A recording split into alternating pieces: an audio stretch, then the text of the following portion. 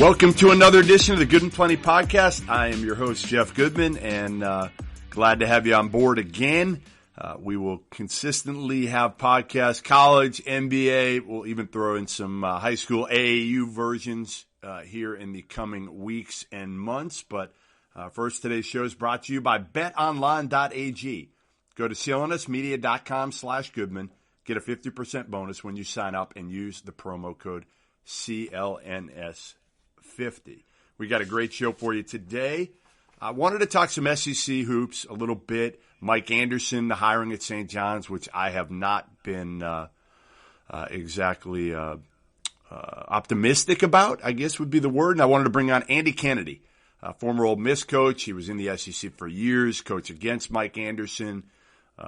Has been with ESPN, SEC Network. He'll talk some SEC hoops. He'll give you his stories on coaching with Huggins and hanging out with Huggins, transfers, a little bit of everything. Remember, subscribe to the pod. You can do that wherever you listen to your podcasts. Good and Plenty Pod coming to you at least once a week, probably more likely twice a week. Also, for my Boston listeners, need to tell you about a night you should not miss. That's 2019 Coaches vs. Cancer Dinner, September 17th. That's a Tuesday night. Great night for college hoops fans. You get a chance to meet all the Massachusetts college coaches, Tommy Amaker, Jim Christian, you name it, and you can listen to a panel discussion moderated by none other than yours truly, where I will grill all those guys. Also an open bar. For information on sponsorships and tickets, check out the website. It's www.tipoffmadnessma.org. Again, tipoffmadnessma.org. And Joe Sullivan, the former Boston Globe editor, does a great job running this. So again, September 17th, great night for Massachusetts college hoops. I'll see you there at the bar. Now pleased to welcome in a guy I've known a long time, since the days of ABCD camp when he used to roll in with Bob Huggins. That is ESPN's own SEC Network, Andy Kennedy. Andy, how are you, man? What's up, man? I'm great. You? I'm good. Just kind of back home and doing all the things that we don't do. Being a dad, being a husband, doing the laundry and all the other shit, right? Yeah, trying to get caught up. That's right. I've had a year of doing that. Can you imagine? I was a coach the last 23 years, didn't coach last season. And, it takes a while to figure out how to be a normal human being. What have you learned? Like, what's the one thing that you never did while you were a coach that now that you're home more, that you do? I'm going to tell you what, and I when traveling this year, doing the SEC Network ESPN thing was great from my perspective from a basketball coach, but also it made me relearn how to do a lot of things that you do as an assistant coach that you just completely forget when you're a head coach. When you're a head coach, I was a head coach for 13 years, one at Cincinnati as the interim, and then 12 at Ole Miss. And you forget a lot of common sense stuff because you have so many people how to drive for you. How to drive from point A to point B? How to book a rental car. I mean, how to find baggage claim. I mean, things that you just think, what in the world? So it was good for me just to try to be a self-sufficient human being. Yeah, it is kind of embarrassing when you watch the head coaches driving in Vegas or wherever it is, and you guys legitimately can't get from point A to point B. The gym could be 5 miles away, 5 minutes away. You got your GPS. You and I go way back pre-GPS. Can you imagine? And things are so easy now. You just plug it into your phone or even speak it into your phone, and you're going to get there.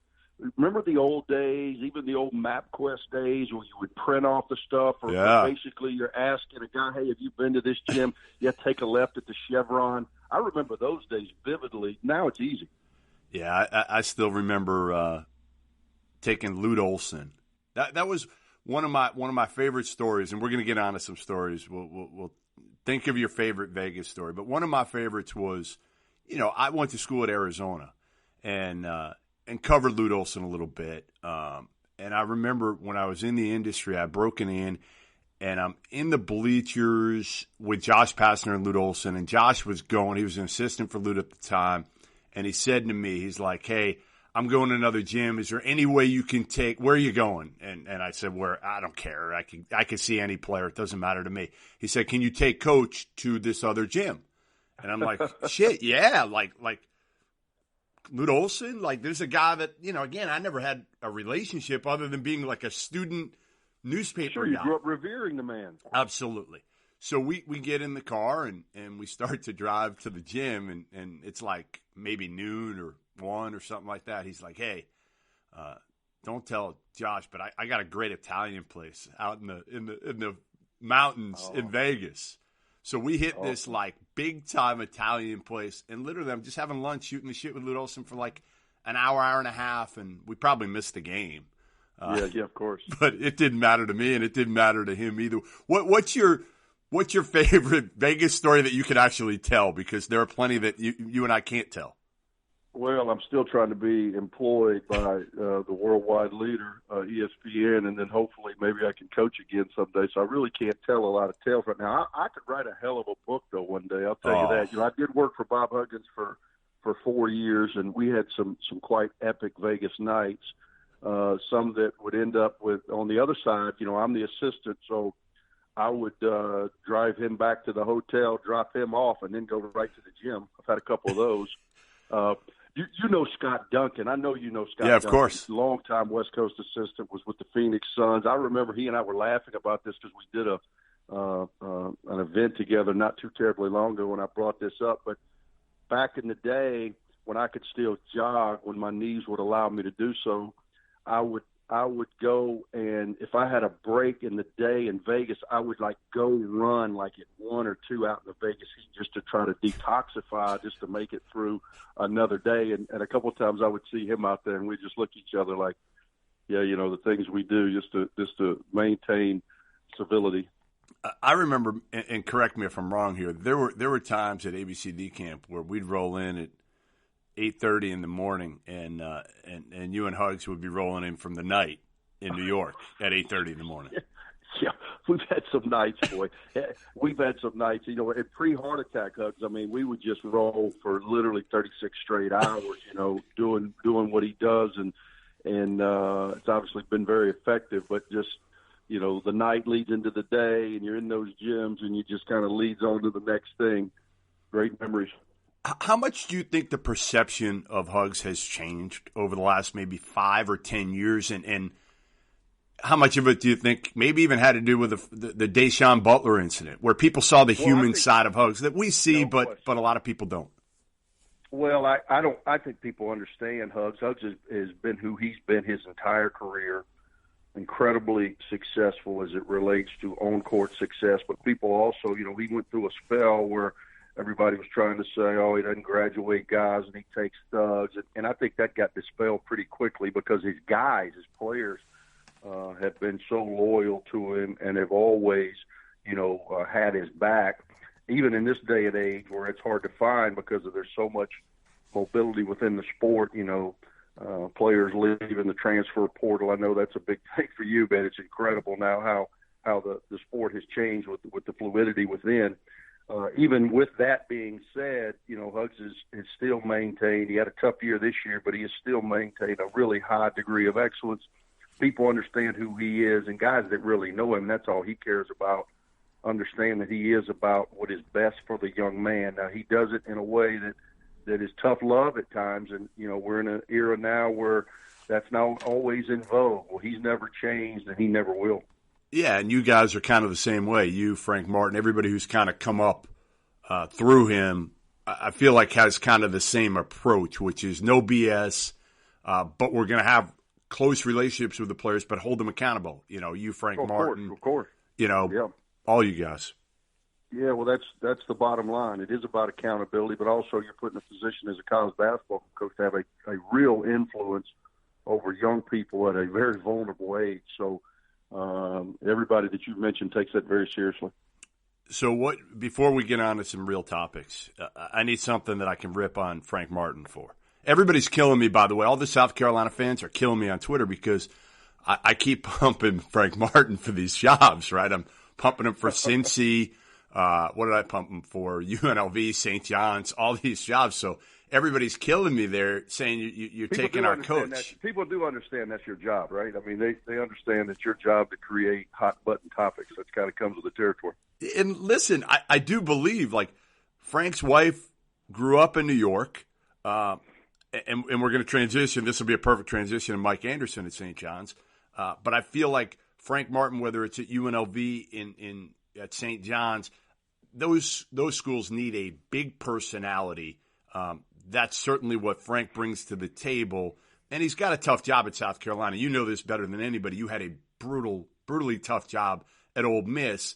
A lot of those SEC jobs, they're great in a way, but they're very difficult because they are football jobs other than maybe, Kentucky and Arkansas and Vandy? Well, I'll say this,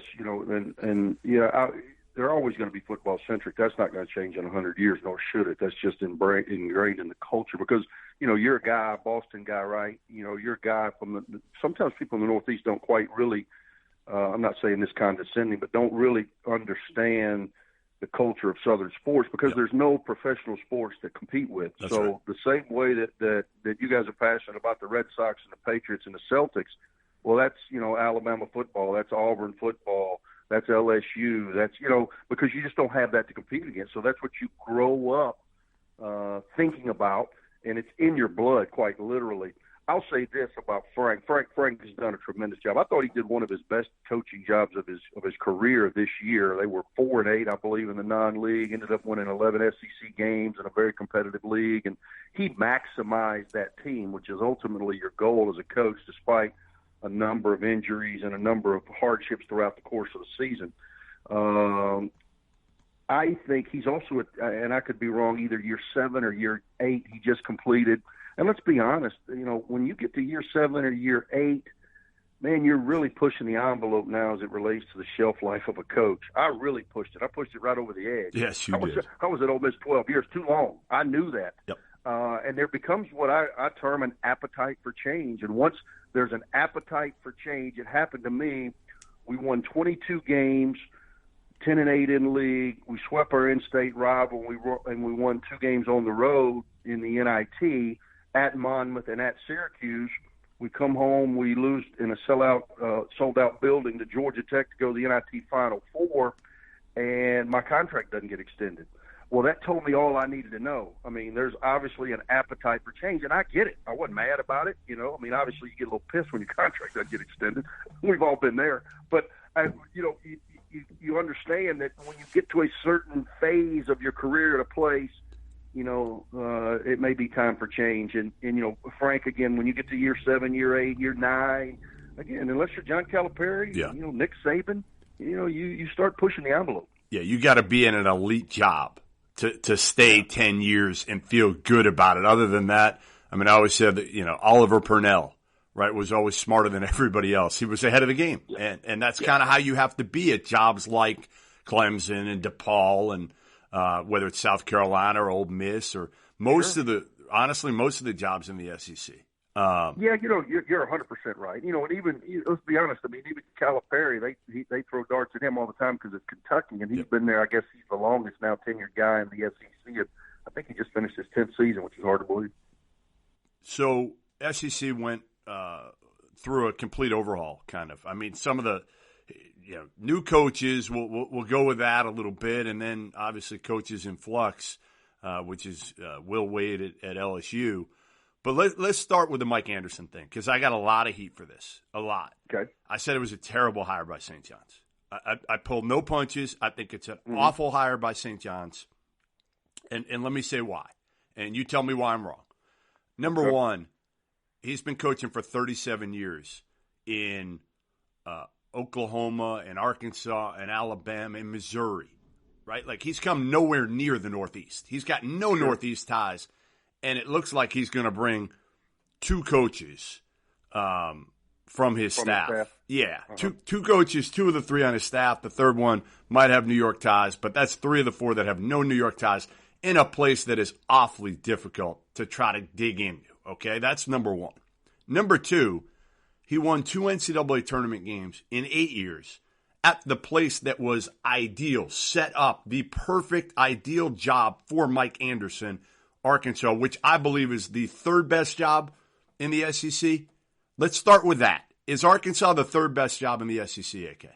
Well, let's take Kentucky out of the equation. I don't think it's the third best job. I think that it probably has the second most enthusiasm behind it as it relates to a fan base, because, again, everybody in that state is woo pig suey. I mean, it's an Arkansas state. You don't have another major team in the state to compete against.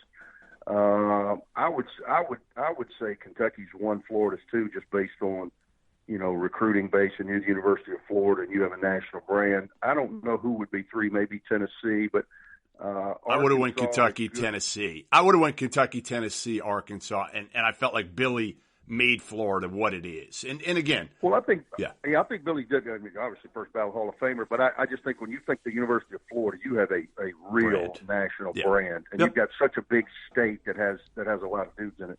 All right, so let's say Arkansas, arguably four. Arguably, yeah. I mean, I would think it's a top five job in the SEC. You got facilities, you have money.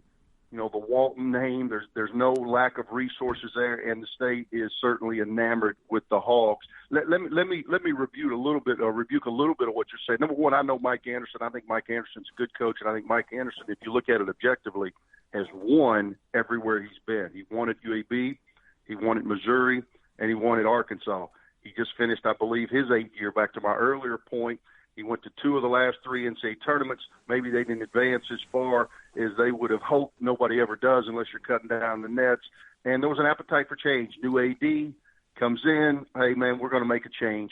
And I think he had a really good young team. Daniel Gafford obviously is going to go and be in the NBA draft next month. But he had good young guards. Obviously, I followed the league pretty closely in my new role.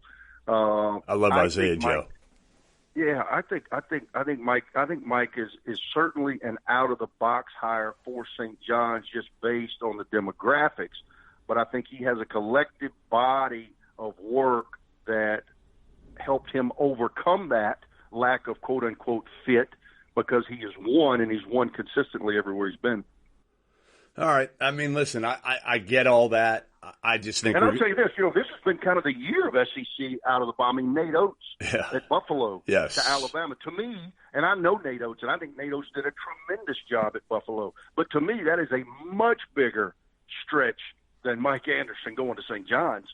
It's just a different world. Yes. Well, I think they both are different worlds, right? Like, one's New York City, and my guess is Mike Anderson can't name the 5 boroughs of New York. Nate Oates probably had no idea. Public transportation. Right, exactly. I mean, Nate Oates probably had no idea where. Listen, Eric Musselman to Arkansas. What's stranger, Mike Anderson to St. John's, or Eric Musselman? And you know Eric Musselman. Yep. Eric Musselman to Arkansas. And so I think we're kind of in a day and age where there's a lot of things that you just kind of sit back and say, wow. I'm not sure that, and I'm not saying it's correct, but I'm not sure the decision makers think about fit like they used to. Here's the thing. Greg Byrne thought about a guy that can coach and a guy who's going to get after it, following a guy that, let's face it, didn't get after it that much in Avery Johnson, from everything I've been told, right? Like, didn't work. Like, you've got to work, especially at a job that's outside your comfort zone. You better come in firing on all cylinders and work your ass off. Whether you got a family, whether you're 59 like Mike Anderson, whether you're 45 or whatever Nate Oates is, you better work 24/7. Because if you don't establish, right? It never stops. It never stops, as you're right. Especially now with so much access to information, and you got to continue to feed that beast. So whether it be coaching, recruiting, development, there's so much stuff outside of that sometimes guys, and Chris Mullin would be a good example. This guy's a first ballot Hall of Famer, one of the top 50 players of all time. I grew up idolizing him. I'm 51, he's 55, so that was about the perfect age, when you're growing up and you're looking at guys that kind of look like you, and you're like, man, I love Chris Mullin. And even he admitted that, damn, I mean, it's a lot. To be a college coach at this day and age at that level is a lot. Yeah, listen, it absolutely is. And the Nate Oates one, I'm not going to lie, and I wrote it. Like, the jury's out on that one for me, too, because, again, he brought 2 guys on his staff, one Brian Hodgson from Buffalo, one Charlie Henry, who he hired from the NBA, a young guy who's going to help him coaching, and then he kept Petway. So he's really got one guy on his staff, like Mike Anderson will probably have. That scares me. However, I think the difference and maybe there won't be a difference at the end of the day, but the difference is Nate Oates kept Carol Lewis, John Petty. He added Beetle Bolden, who can shoot it. He's got Herb Jones. They've got it. They got Tevin Mack. I think they got enough to win big. And forget about, once you win, you get momentum, and then it doesn't matter. Yeah, no question, no question. And again, I'm not saying any of those hires are bad. I just think, if you look at it objectively, there's a lot going on in the world of college basketball now, where it used to be more regionally as it related to the scope of the search. Now those days are long gone because of the day and age we live, and so you're only going to be as good as the ability of player that you could recruit. St. John's, I was shocked as I was looking at it just as a fan that they have not had a very sustained level of success in a long time, which is a little bit shocking because I'm like you. When I hear St. John's basketball, I immediately think of a very, very strong program historically. Been a long, long time. All right, so how big are, like I said, we're talking about assistant coaches. We're talking about Mike Anderson bringing two guys with him. Nate Oates bringing, a staff that's primarily non-Southern. Buzz Williams at Texas A&M hired two guys that haven't recruited a single player, to my knowledge. And the other one, Jamie McNeely's recruited a couple dudes. He's from Canada. Nickel Alexander Walker, one of them. How important is that, AK? Like, I feel like we can't judge a head coach until we see their staff because it's so critical. You've been on this. You've hired guys. You've fired guys. You've gone through dudes. You have Mike White working for you at one point. How important? Yeah, 5 years. For 5 years. I'll tell you this. And a lot of times I'll go around. I felt like I had a dual role this year. I did some studio stuff, which was interesting, and then I did some games, and you've done both, and you understand the different dynamics. But I love doing the games and being in the arenas, and I would go in, and, if I could, I would try to get there the day before and watch them practice, which logistically was a little bit of a struggle. So definitely game day, shoot-arounds. I understand, sometimes more so than the TV people, that how these coaches are kind of locked in, and you don't want to cross the line, do your deal, but understand that this is what it's all about for a coach on game day. This is how you're judged. So I would go in and I would talk to the coaches, and I know most of them because I did primarily SEC stuff, and I would almost be like a psychologist for them. They would just unload on me a lot of stuff that they can't tell a lot of other people. Of course. And the one thing that they would say, hey, man, what would you do different if staff is so very important. You're only as good as the people that you work with, and it is so vitally important. I had some great guys on my staff, and if I get the opportunity to get back in, then staff is going to be the utmost priority moving forward. So I think you're exactly right, and you've got to get guys that can help you move that rock, because if you don't, it'll eventually squash them. Did you make, without going into necessarily details, like what would you have done differently maybe than you did at a certain point with your staff? Well, I think, and it's like anything else. You're going to typically hire guys that you know, and if you don't know them, then they work for somebody that you really, really trust, because you're basically getting in a foxhole with them. Not to be too cliche-ish, but you literally are, and you've got to be comfortable with their strengths and weaknesses. I made some mistakes as it related to hiring and assistants over my 12 years, but I had more good than bad, and hence I was able to survive at as you said, not an easy place historically to win for well over a decade. Hey, do you remember the time I did sideline one of your games? It might have been an SEC tournament game. So I came out, it was a timeout, and I think I thought it was a TV timeout, and it wasn't. And I come out there and I said something, I said like, all right, we got to do the stupid SEC in-game interviews. Yeah. They're horrible. Yeah. I'm sure you guys hate them. I mean, I don't like them. Everybody's trying to do it now, but it goes back to access, Yes. TV pays the bill, so coaches are more inclined to do it now than ever before. So I go out there and I said, all right, we got to do it now. And not realizing it wasn't a TV timeout. So you look at me and I said, all right, my bad or something like that. You looked at me, you're like, it doesn't matter. These dudes aren't listening to me anyway. yeah, we sit here and chat, right? Yeah, I've been on both sides. quick break to tell you today's show is brought to you by betonline.ag. NBA playoffs are here. Time to make some serious money. You still believe in the Warriors? If you do, might be the best time to put some money on them at minus 175 to win it all. But we all know they're vulnerable. Houston plus 300 to win the West and plus 550 to win the title. The Bucks had the best record in the NBA this year. Now they go against a Boston Celtics team that many people feel is more talented player by player. Might be time to open up the wallet. Go to clnsmedia.com/Goodman and get a 50% bonus when you sign up and use the promo code CLNS50. Don't be left on the sideline with all this excitement going on the court. Plus, you can play in BetOnline's virtual casino, make some money there too. We have futures bets coming up you can play, and MLB season is in full swing. NFL futures are already out. NFL draft coming up this week. Whatever you do, make sure you use betonline.ag. Use the promo code CLNS50 for a 50% bonus on your first deposit. Or just go to clnsmedia.com/Goodman. What was it like? Everybody probably still asks you, the Marshall Henderson thing. Do you still have a relationship with him? Yeah. I still talk with him periodically. What's not he doing? Nearly as much now. He used to come back, when after his time at Ole Miss and would pop in town. So obviously I don't see him like that anymore. He came at the right time for me. I'll tell you a quick story. And I've never said this publicly. We recruited. So this is the year I'm in my 6th year of loose track. We've got a kid named Dundrekus Nelson, maybe the most talented kid. Remember Stephon Moody? Yeah, who of ended course. up getting about 23 a game at Ole Miss. He was a 2-time first-team All-League player. Dundrekus Nelson was Stephon Moody before that, even more talented, more explosive than Moody, and that's a mouthful because that kid was very, very explosive. Anyway, I had to dismiss him, just wouldn't do right. I ended up dismissing him right before SEC play. Was leading us in scoring, about 13, 14 a game as a sophomore. Really good player.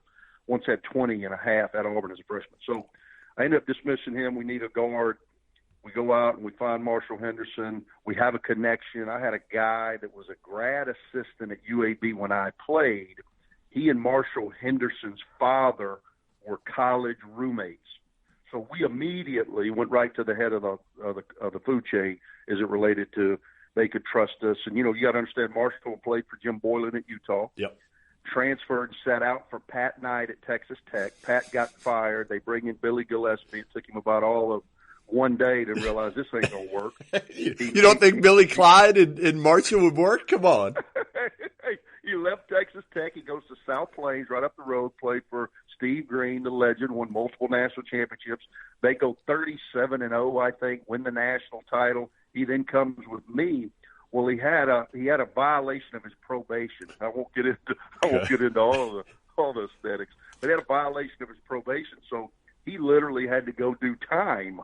Like it was like a check in and check out deal. It wasn't like hard sport time, but he had to go do like 30 days.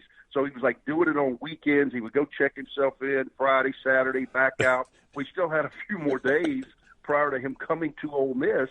And we were going through a little bit of an administrative change, so I didn't tell anybody because I knew that would be a deal killer. That'd be it. That'd be a deal killer.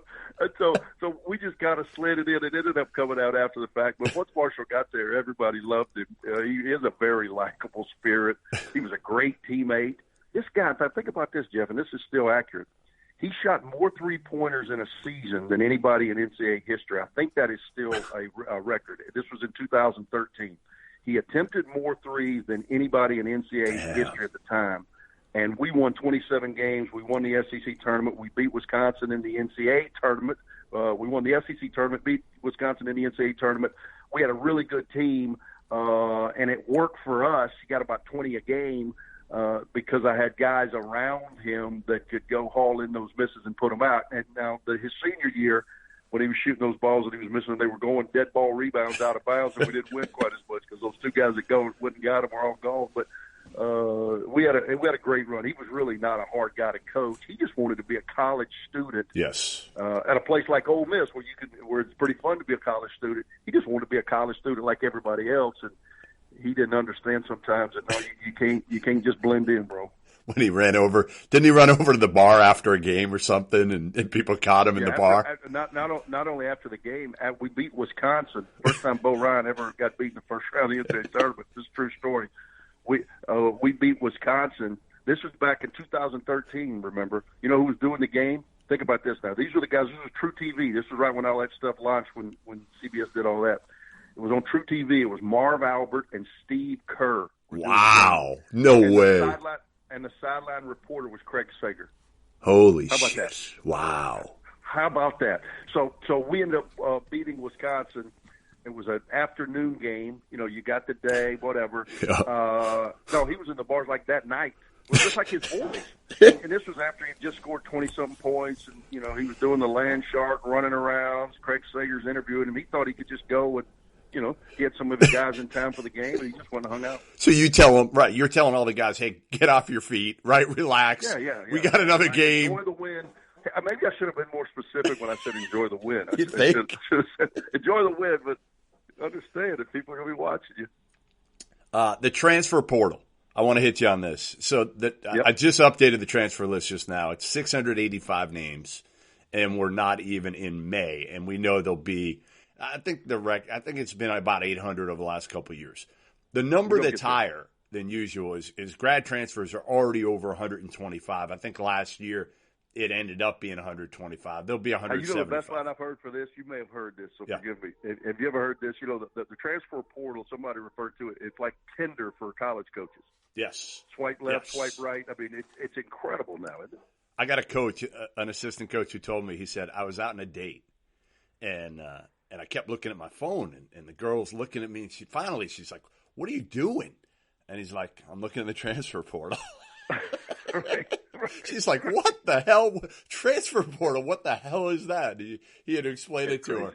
But it's addictive. These guys are looking at it like all day now.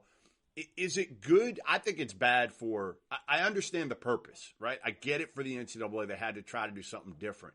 But the portal, to me, is not good, and the number is much higher than it's been over the last couple of years for two reasons. One, the portal. They don't have to tell you guys anymore, we're leaving, coach. They can just put their name in the portal. Right? That's easier. And then number two is the waivers that have come out again. They're allowing these the hardship waivers. So every coach is telling every kid, hey, I'll get you a waiver. You'll be able to play next year. Exactly. You know, I think that aren't we the country of over correction? Yes. Don't we overcorrect every time? I mean, you see it in our political lives. You just see it in the way that our economy works. We just overcorrect everything. There may be a small variance that we need to change, and we overcorrect. And I think that's a little bit what's happened with this transfer portal. I don't think this is going to be the end-all, be-all. I think they're going to collect some data and then come back and try to figure out what makes sense. Because I was a transfer myself. I'm about giving the student-athlete, you know, the mobility to do what is right for them. It's a special time in their lives. And, you know, there's a lot of growth going on. Think about it. These are still 18, 19, 20-year-old kids, sure. Man. I mean, nobody's got it figured out. I got teenage daughters, trust me. So I'm about giving them mobility, but at the same time, the system of checks and balances are a little bit out of whack. How do we do it? What's the solution? Do you have anything? You know what? I don't have anything as it relates to what would be the perfect scenario. You know, I don't believe, you know, basketball and football are the only two sports that you have to sit out a year. I didn't even realize that. Yep. You know, you can transfer and play right away in any other sport. I'm not sure that is the right way to go as it relates to those two sports. I do think that when a kid is able to just flip so flippantly, pardon the pun, I don't think that helps him, you know, moving forward as it relates to responsibility of the real world is going to hit him with. So I do think there's got to be some checks and balances. You know, I was interested that they immediately knocked down the post-grad transfer, because you're right, that has become a real thing now. I think if you graduate and you have your degree, then you should be able to go and do what you want to do. I think you've earned the right to do that. I did think it was interesting, though, and I, quite frankly, even as a coach, may have voted for it if given the opportunity, that if indeed you were not – I'm not sure I would say you had to get your graduate degree in 1 year, but you had to make the commitment, necessary movements towards that, or it ends up penalizing you, because that would make coaches really think long and hard about, granting one to a kid that wasn't serious about being there and pursuing his academic endeavors.